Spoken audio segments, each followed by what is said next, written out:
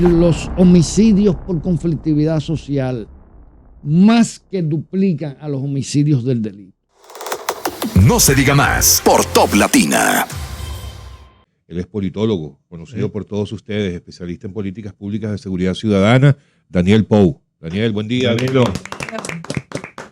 Muy buenos días. Mi aplauso para ustedes, que son unos magníficos comunicadores. Y no lo digo porque estoy aquí, sino porque cada vez que puedo los sintonizo. Usted. Ay, gracias. Sí, no, agradecido y claro. Y el propósito de la comunicación de calidad es educar, formar a la gente, desterrar mitos, ¿verdad? Y prejuicios. Y para eso estoy aquí con ustedes. Así mismo. Pero vamos a partir de una pregunta que tiene que ver con algo absolutamente coyuntural.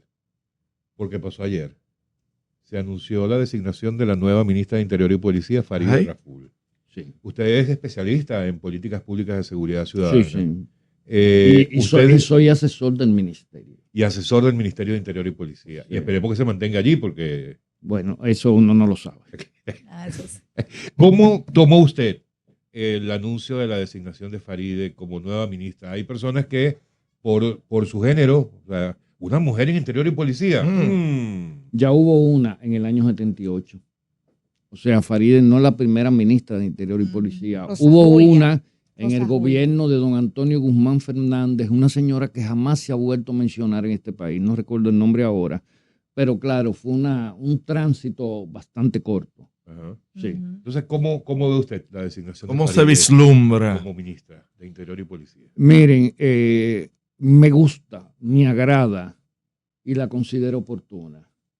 Porque Farideh tiene una cosa bastante clara, lo que es el Estado dominicano y lo que es el Estado en términos generales.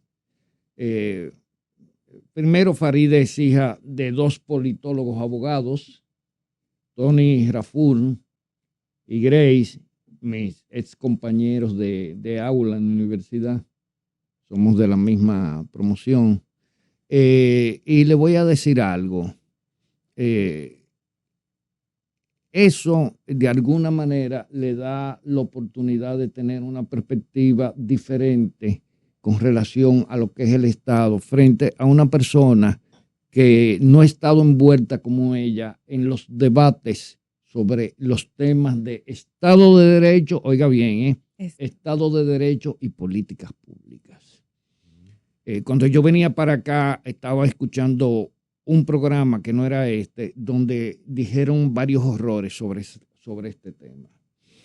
Bueno, Farideh es una persona liberal, todo el mundo lo sabe. Sí, claro. Ahora, las políticas públicas no son ni liberales ni conservadoras, sobre todo en materia de seguridad. Las políticas públicas son políticas orgánicas del Estado que tienen que producir una sinergia suficiente para garantizar, primero, el ejercicio de derechos de los ciudadanos, ¿verdad?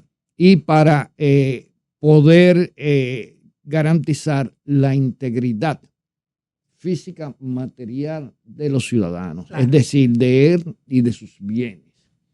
Entonces, ahí no hay que ser ni liberal ni conservador. Ahí lo que hay que ser es inteligente. En la República Dominicana, el tema de las políticas de seguridad ciudadana es el más complicado de la región. Y eso no lo digo yo, lo he escuchado con expertos de otros países con los que mantengo contacto. Si ustedes buscan mi WhatsApp, ustedes verán que diariamente yo me comunico con 5, 6 y hasta 10 personas que están trabajando el tema de seguridad en la región, porque yo tuve la ventaja de poder trabajar hace 20, 25 años en los primeros observatorios que se estaban instalando. Ahí conocí yo al actual presidente de Guatemala, que estábamos en Flaxo, en un proyecto común en Guatemala. Nunca se me olvida cuando lo conocí, a Bernardo Arévalo de León, un hombre con una formación intelectual increíble y una honestidad de sobras.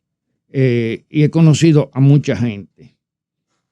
Pero hay que tener claro, señores, que el Ministerio de Interior y Policía es el ministerio más complejo y complicado de este país, porque en él se alberga una instancia institucional que es, en términos orgánicos del Estado, la institución que más poder acumula en el país, que es la Policía Nacional. Sí.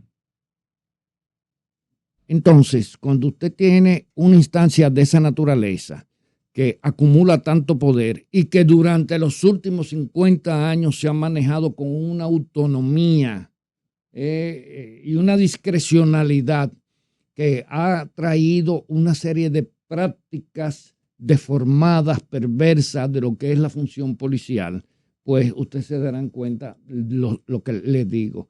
Es la primera vez que gobierno alguno logra establecer un plan para la policía, la interviene y inicia el proceso de transformarla.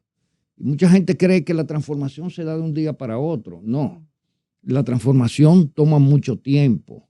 La transformación tiene que desterrar una serie de prácticas, de criterios culturales, de matices, de prejuicios, de elementos nocivos y tóxicos para el Estado de Derecho. Sí, por supuesto. Bueno, y las estructuras, eso es otro problema. Nuestra policía nunca ha tenido un ente regulador. Tiene un departamento de asuntos internos que está dirigida por un subalterno del director de la policía. O sea, el director de la policía es un ser fuera de toda sospecha. Los recursos mínimos. Es como el Tribunal Supremo de Justicia de Nicolás Maduro, más o menos. Más o menos, Exacto. correcto. Entonces, desde ese punto de vista, les voy a decir que se ha creado una cultura que es lo que simboliza la cohesión y el espíritu de cuerpo de la policía, con criterios inamovibles, criterios rígidos. Y por eso es que la policía, durante todos estos años, ha sido erosionada de una manera tan perversa. ¿Por qué? Porque se han producido una serie de prácticas, como diría yo, haber fomentado el espíritu de servidumbre dentro de la policía. ¿Qué estoy diciendo cuando hablo del espíritu de servidumbre? Servidumbre, sí. Que en la policía la supuesta verticalidad, ¿verdad?, de la autoridad se ha convertido en un instrumento para desterrar los derechos que deben de tener los policías. Entonces, ¿cómo tú a un policía que lo mantiene dentro de una institución sin derechos, sin respetarle el escalafón?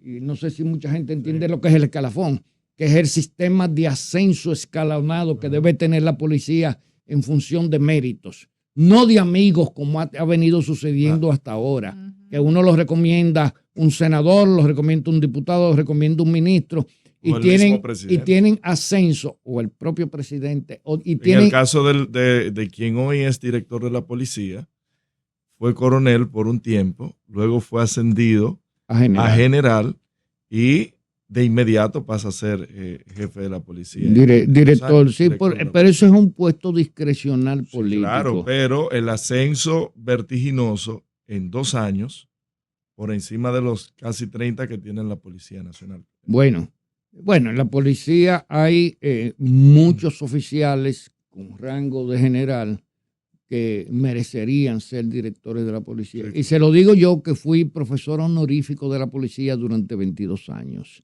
O sea, yo conozco a la policía por dentro. A mí nadie me tiene que hacer historia.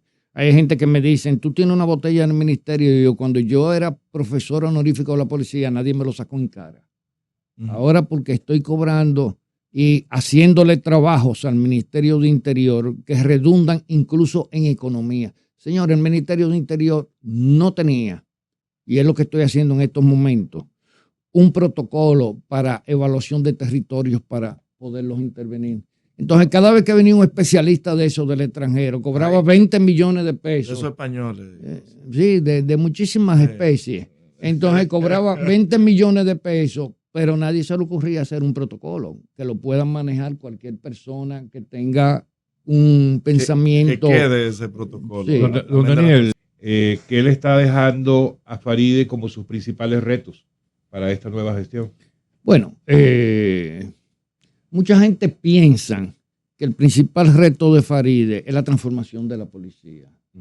Es un punto importante en su agenda, pero la transformación de la policía es un proceso que tiene que ser pertinaz, que tiene que ser llevado en el día a día, porque no crean que transformar la policía es como cuando un paciente llega a una sala de cirugía y dice, háganme todo, y lo anestesian. No, la policía tiene sus resistencias dentro, porque las propias, incluso... ¿Están identificadas esas resistencias? La propia cultura policial.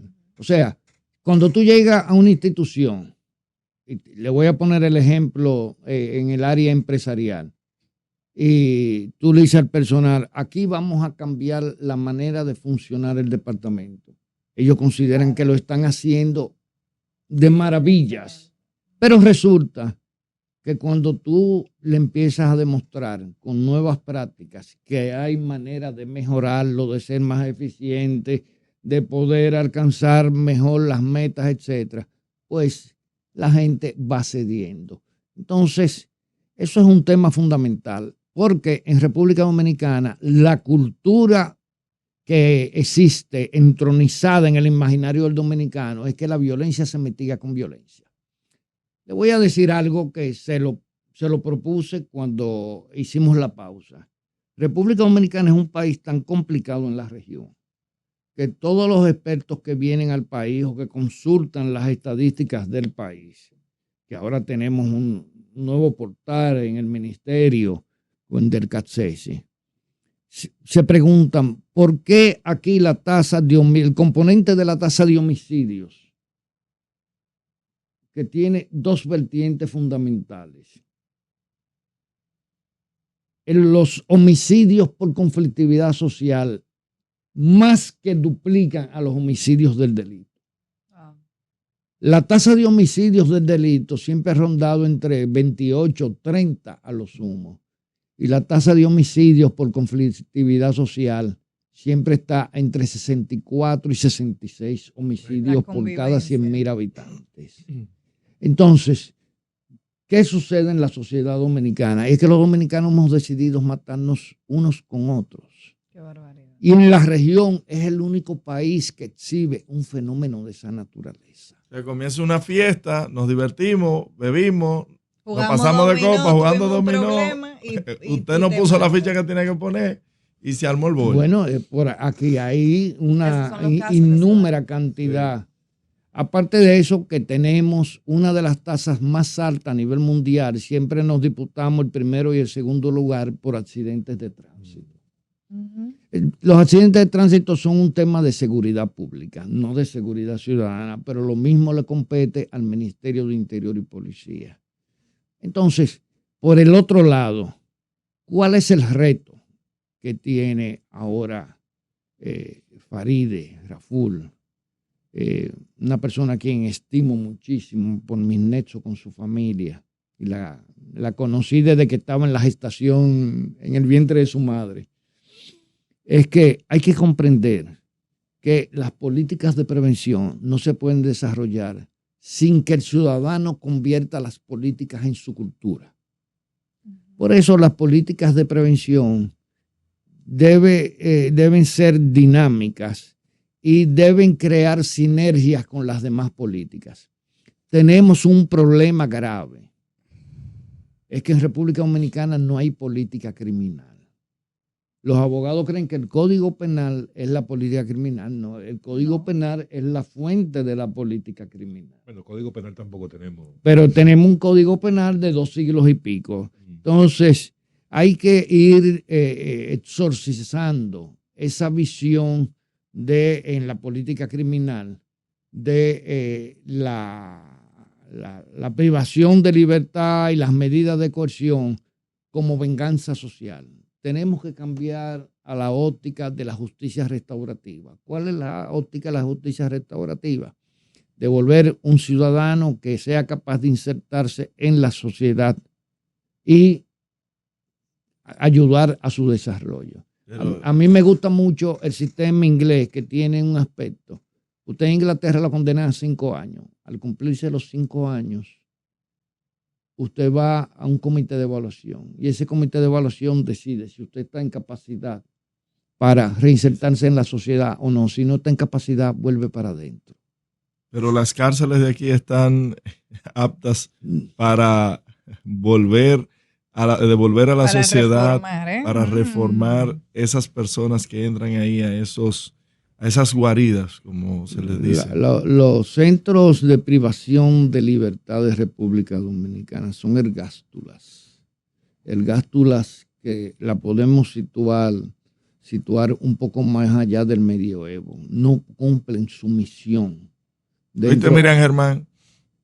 Dentro de lo que es un Estado social y democrático de derecho. Lejos de restaurar a un individuo que entró porque le sucedió algo. Hay personas ahí que cometieron delitos, pero no son delincuentes. En un acto de ira, pues utilizaron un arma, lo que sea, pero no son delincuentes. O sea, son personas que se encontraron en una situación con un momento determinado, entraron en conflicto con la ley. Hubo uno que tuvo 12 años preso ahí. Y nadie sabía ni siquiera por qué estaba preso y no tenía expediente.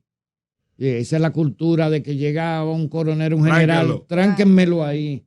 Y ahí se olvidaba. Así yo conocí un muchacho que estaba enamorando a la hija de un alto oficial y el papá decidió sacarlo del medio y se pasó 4 años en la Victoria. Wow. Dios mío. O sea, hay esos casos.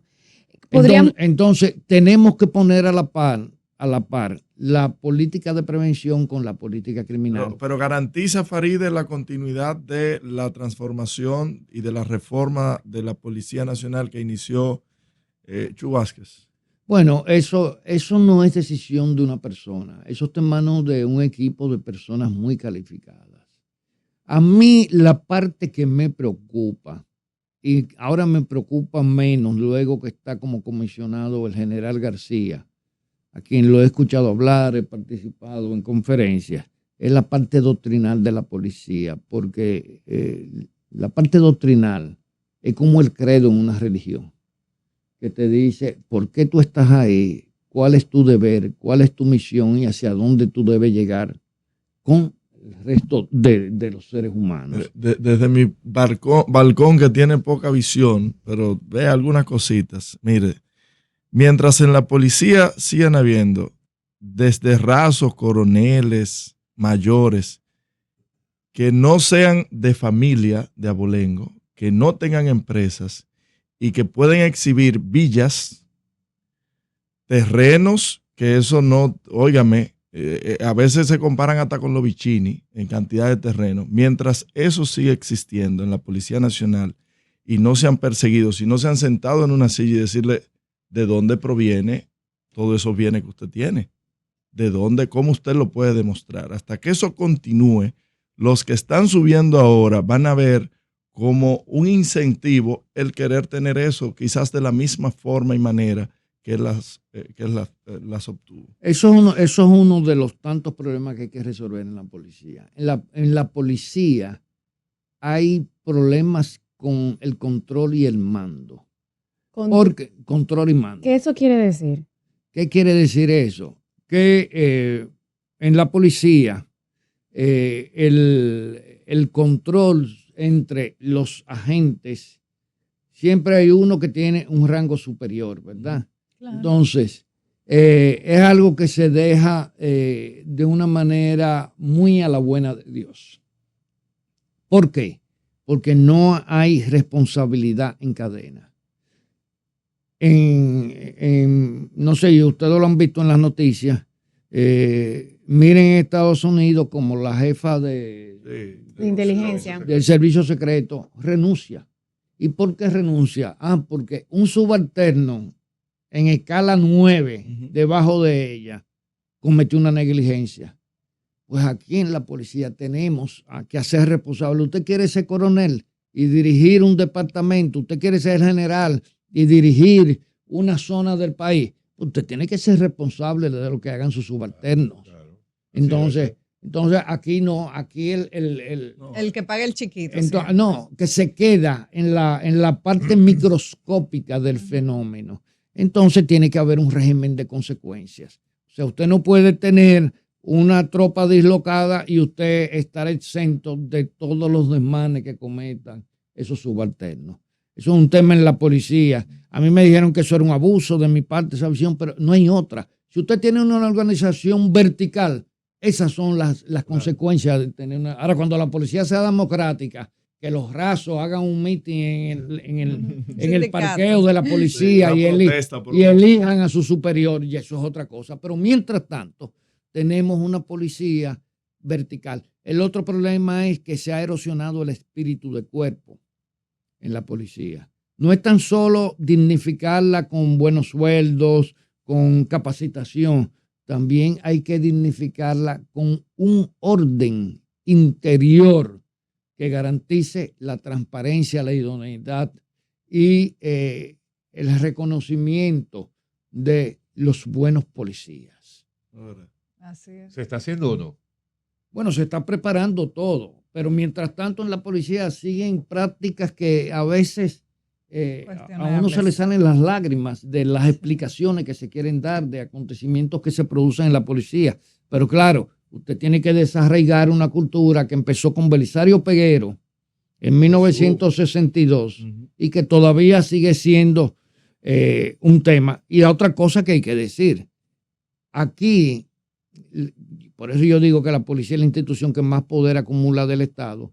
Aquí hay presidentes que han determinado a un director de la policía, o jefe, como se llamaba antes, pero en la policía hay un sanedrín de generales y cosas, retirados, activos, que son los que siempre han decidido quién en la policía va, cómo se mueve, cómo se compra la gasolina, quién se le compra y todas esas cosas. Por eso usted ve aquí casas que tienen jipetas que no la tiene el jefe de la policía, compradas con fondos de la policía. La esposa de aquí, de un general de la policía, hizo que la Delta le trajera una jipeta Lexus versión europea para ella, porque ella no le gustaba la versión que vendían en República Dominicana, que es la versión estándar americana. La esposa de un jefe de la policía. No, de un general retirado. Qué barbaridad. Entonces, es lo que yo digo, entonces como yo le llamo a ese grupo, el Sanedrín. Ustedes no se acuerdan en el gobierno de Hipólito Mejía, quizás usted no estaba aquí, en el gobierno de Hipólito Mejía. Hubiera estado muy joven. Muy joven. En el gobierno de Hipólito Mejía, que se presentó un anteproyecto de ley de reforma de la policía, que eran anteproyectos administrativos, porque aquí nunca, hasta ahora, hasta este gobierno, que hay que reconocerle a Luis Abinader que asumió la responsabilidad, se ha presentado un proyecto transformador. Esa vez, un proyecto tímido, y lo digo porque yo participé con Flaxo en una comisión, estábamos la doctora Alejandra Liriano, Lilian Bovea y yo, estábamos en el Congreso y habíamos sugerido una serie de modificaciones al anteproyecto que había enviado el Poder Ejecutivo. Y doña Sofía Leonor Sánchez Baré, una gran mujer, era diputada, hermana de los hermanos, estaba entusiasmada con la propuesta que nosotros hicimos. Y se presentó al Congreso una comisión de generales retirados de la policía y jefe de la policía y a reunirse el día que se iba a conocer el anteproyecto, a reunirse con los legisladores.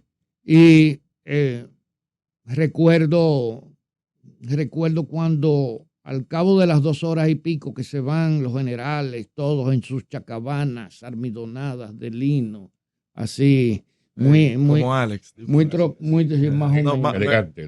Sí. Pero la de ellos estaba más almidonada que más planchada. Hay una oferta a 125. Pero no incluye almidón. Debe ese dato, porque yo me he preguntado eso. Sí. Al rato, a las 2 horas y pico, se marchan los generales y a seguidas baja doña Sofía Leonor, donde estábamos nosotros, la gleba, ¿verdad? Allá en un rinconcito. Porque en este país las capacidades no se respetan. Qué barbaridad. Esa es la realidad. Ahí estaba la doctora Alejandra Liriano, que fue vicecanciller, ahí estaba la doctora Lilian Bovea. Que rectora, vicerrectora del Instituto de Cancillería. Bueno, y estaba yo, yo acabo de regresar de Europa, yo era el ratoncito ahí. Bueno, pues el asunto es que me recuerdo que doña Sofía, con los ojos vidriosos, nos dijo, ellos vinieron a traer el mensaje y nos llamaron de Palacio, que el proyecto se apruebe tal y como está. Bye, bye. Porque implicaba, y lo voy a situar, gobierno de Hipólito Mejía, implicaba que no se podían tocar los poderes fácticos dentro de la policía. Oye. Nosotros en ese anteproyecto proponíamos un departamento de asuntos internos con presencia de personales de la vida civil, en términos académicos, intelectuales. La policía de Estados Unidos hay unos comités de ciudadanos que son más temidos que todos los generales que tiene la policía, porque esos son el contrapeso de la sociedad que tiene derecho a evaluar la gestión pública en todos sus niveles. Bueno, don Daniel, la verdad, lamentablemente se nos acabó el tiempo, pero yo lo he estado escuchando durante toda la conversación. Entonces un monólogo mío. Me preocupa un poco porque no sé si muchas de las cosas que nos comentaba son cosas que ya forman parte del pasado. ¿Se mantiene o cambia? En los últimos 4 años, o se mantienen, o se ha avanzado muy poco, como para aclararlo. Solamente díganos, ¿sigue siendo así, o hemos mejorado, o vamos por buen camino, o no? Para que Faride, que nos está escuchando ahora mismo, no vaya a decirle al presidente, ¡epa, eche ese decreto para atrás! Mira, no. Voy a ser muy breve. Las Fuerzas Armadas Dominicanas iniciaron su proyecto de transformación ellos mismos desde dentro. Yo recuerdo cuando yo regresé de Europa, que se convocó el primer diálogo civil militar de este país, que fue un anteproyecto que trajo Lilian Bovea, auspiciado por la Fundación Ford y Woodrow Watson Center. Bien. Y las Fuerzas Armadas tenían sus propuestas. Cuando nos acercamos a la policía, nos recibieron con las ametralladoras 70 en la garita. Ay, Jesús. No aceptaban que nadie le tocara eso porque eso era lo mejor del mundo. De ahí usted encuentra que dentro de las auditorías que se le han hecho a la policía, han encontrado que un día la policía ha recibido 3 veces la gasolina que tiene en capacidad para almacenar en sus depósitos. Ay. O sea, cosas así. Porque la policía ha sido un botín de grupos de poder en este país. Policías, civiles, militares, políticos de toda clase. Oh, ¿y no ha sentido miedo diciendo ese tipo de esas declaraciones? Le estoy pidiendo porque no me está oyendo. Perdón. ¿Se ha sentido miedo alguna vez con ese tipo de declaraciones y estando dentro de... No, yo no. Mira, yo nací y un día mi vida terminará.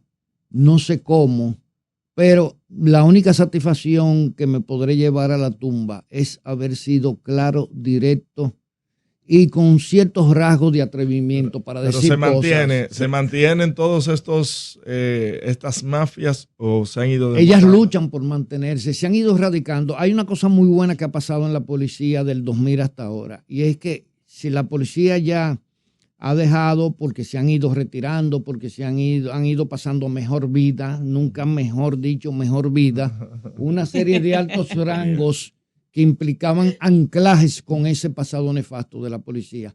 Y los oficiales jóvenes ahora que se han preparado en academia, que han ido al FBI, tienen una vocación de dignificarse porque han sentido el rechazo social. Así es. O sea, aquí habían, a mí me lo han contado muchos, aquí habían oficiales jóvenes que iban pretendiendo una joven de una familia de prestigio y no lo aceptaban porque era policía, porque se presumía que era un presunto delincuente. Así es. Hoy en día no, ya la policía ha ido alcanzando su esplendor, pero Recuérdense que las células cancerosas no se eliminan con pocas sesiones de quimioterapia.